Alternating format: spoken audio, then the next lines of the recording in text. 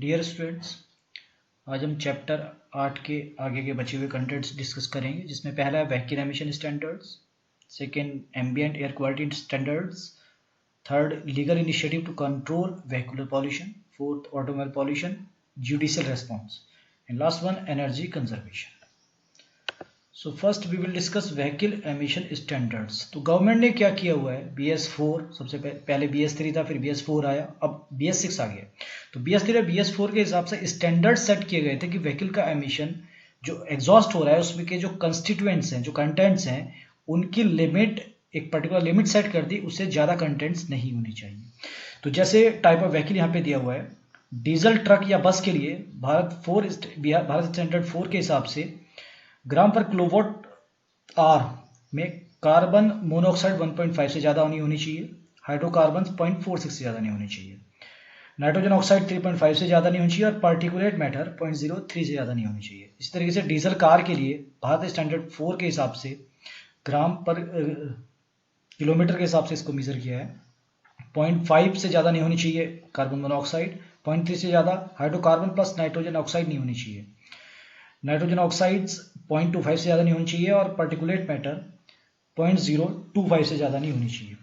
इसी तरीके से पेट्रोल कार के लिए भारत स्टैंडर्ड 4 में 1.0 से ज़्यादा कार्बन मोनोऑक्साइड नहीं होनी चाहिए, 0.1 से ज़्यादा हाइड्रोकार्बन नहीं होनी चाहिए और 0.08 से ज़्यादा नाइट्रोजन ऑक्साइड नहीं होनी चाहिए। इसी तरीके से 3 व्हीलर पेट्रोल व्हीकल के लिए भारत स्टैंडर्ड 3 में ग्राम पर किलोमीटर में मेजर किया है, 1.25 से ज़्यादा कार्बन मोनोऑक्साइड और 1.25 से ही ज़्यादा हाइड्रोकार्बन प्लस नाइट्रोजन ऑक्साइड नहीं होनी चाहिए।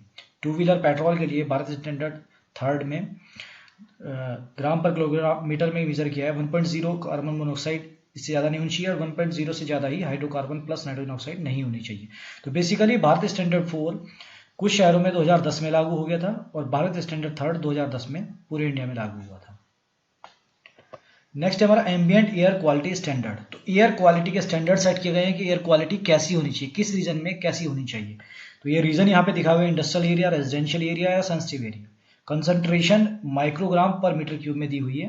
तो इंडस्ट्रियल एरिया में कार्बन मोनोऑक्साइड 5000 माइक्रोग्राम पर मीटर क्यूब से ज़्यादा नहीं होनी चाहिए, नाइट्रोजन ऑक्साइड 120, सल्फर ऑक्साइड 120 या suspended particular matter, suspended particulate matter 500 से ज़्यादा नहीं होनी चाहिए। इसी तरीके से रेजिडेंशियल एरिया में यहाँ पे कार्बन ऑक्साइड 2000, नाइट्रोजन ऑक्साइड 80 और सल्फर ऑक्साइड 80 और SPM सस्पेंडेड पार्टिकुलेट मैटर 200 से ज़्यादा नहीं होने चाहिए। इसी तरीके से सेंसिटिव एरिया में 1000 से ज़्यादा कार्बन मोनोऑक्साइड नहीं होनी चाहिए, नाइट्रोजन ऑक्साइड 30 से ज़्यादा नहीं होनी चाहिए, सल्फर ऑक्साइड 30 से ज़्यादा नहीं होनी चाहिए और सस्पेंडेड पार्टिकुलेट मैटर 100 से ज़्यादा नहीं चाहिए। तो सेंसिटिव एरिया जैसे आपके हॉस्पिटल्स हो गए या एजुकेशनल इंस्टीट्यूशंस हो गए, उनके आसपास ये स्टैंडर्ड्स मेंटेन रहने चाहिए।